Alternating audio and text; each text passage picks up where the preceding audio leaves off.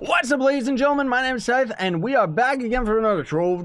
Today we're going to be doing a dragon highlight video of this ugly thing. It's got some aspects that I definitely like about it, but I openly admit I do not like its head. I think that the wings are cool, but I think they should be transparent. That would be a lot cooler. This dragon, in my mind, in no way compares to the Light Vault Dragon, but this is going to be a Dark Chaos Vault Dragon. They call him like the Broken Shield or something, which kind of makes sense because if you put his wings together, you can see that right at the top, we've actually got a shield. So it's kind of interesting. I do like the dragon's concept. It's just the way that it ends up being delivered. It's just like, why is this thing like not even as cool as the Dark Pegasus, you know? Like this dragon looks cool, but not when you think that it looks like a Dark Chaos Vault. Like, it doesn't look like a Dark Chaos Vault in any way, shape, or form. So anyways, this is going to be with the improvements update that's going to be coming out sometime in August, and we're going to have access to this dragon.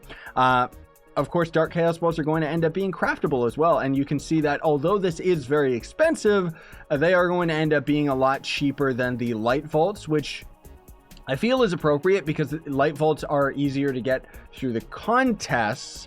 But it is still a bit of an oversight, I think, to make the Light Vaults so expensive, because the Dark Vaults themselves only end up costing 10 Pentasouls, which is not nearly the same equivalent as this. Now, the funny thing is that same with the Light Vaults, like I thought originally that the Light Chaos Vaults was going to end up being a great soul sink for Forged Souls and Radiant Souls. Don't you think? But then unfortunately, they put Diamond Dragonite, Chaos Cores, I could care less, and then Despoiled Divinity, which doesn't make sense for them to put time-gated resources over top of a soul sink, right? But then this guy right here, it should just be for pentas, and never mind all the other junk, because then people would be able to just, like, pentas would just be gone, you know? And then they would actually have their value increased, as opposed to this, where it's like, oh, I can only craft 2. Why? Not because of the pentas, because of Diamond Dragonite. Not to mention Despoiled Divinity is insane, like 35 per. So if you want to craft, like, you can only get 3 of these a week, right? So that's 35 divided by 3. It would take you 11 weeks to craft like 10 Chaos Vaults. Like, that is absolutely insane. Not to mention the dragon's crafting recipe itself. Like, let's hop in over to the hub. Now, the way that you end up actually getting this dragon's fragments is from the Dark Vaults. You can end up getting the fragments raw, or you can end up loot collecting the Dark Peg wings or the Dark Peg mount. I don't know why you would want to end up doing that outside of the fact that this dragon might be your favorite. It does have some cool video effects, even though they're kind of reused from other dragons. The fireballs, though, I like that black hole effect that we see at first, and then the explosion is just generic. We've seen it on many other dragons. I don't know what's going on right there with us, like, spamming our attack. That's just lag. That's not a special feature of this dragon, so don't get too worried. Actually, let me just hold left click and see. Is it? No, I think that's just my mouse messing up for some dumb reason. But anyways, if we look at its crafting recipe, crafting the egg is going to be 10,000 flux, and then the dragon itself is very, very expensive. 300 dragon coins standard, 50,000 flux, 12 Despoiled Divinity.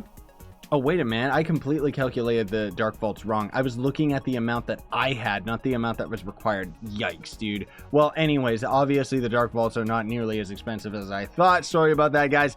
But the dragon itself is going to end up costing 12. So that's, let's just say 12 divided by 3. So that would take you a month. That would take you 4 weeks just to end up getting the Despoiled Divinity for this dragon alone. And then on top of it, Chaos Cores, 30 Stellar Souls, and then the Dragon Egg itself. So not a cheap dragon for free-to-play players whatsoever. It's pretty expensive and kind of end game, which is kind of cool in that the Light Peg Dragon is also going to end up being end game. In fact, these guys just have the exact same crafting components. Huh. That's kind of lame. But either way, the stats that you're going to get off this guy, if it would ever just highlight, is 10% max health, 7% attack speed, and 50% to your, or 50 more magic find. So, I mean, you're getting it for the magic find, I guess. The other stats, honestly, who cares?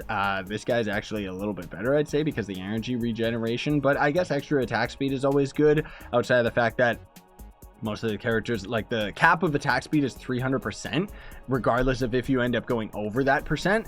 But either way, anyways, guys, I don't mean to ramble. I most of all just wanted to show you guys this beautiful dragon. What do you all think? Is it your favorite dragon, or do you think it's ugly too? I like the wingspan. I like the body of the dragon, but I still think that the wings should be a little bit transparent, and the head is just disgusting, dude. Like, it's actually gross. I really don't like the head, man. Like, seriously. But anyways, that's going to do it for me. Thanks so much for watching, guys. Very much appreciate it. There is going to end up being another bee-type dragon with this update. But that one's related to a $15 pack, so we'll probably get to review that guy when the pack ends up actually going live. Until then, thanks for watching, Sayonara, and stay epic.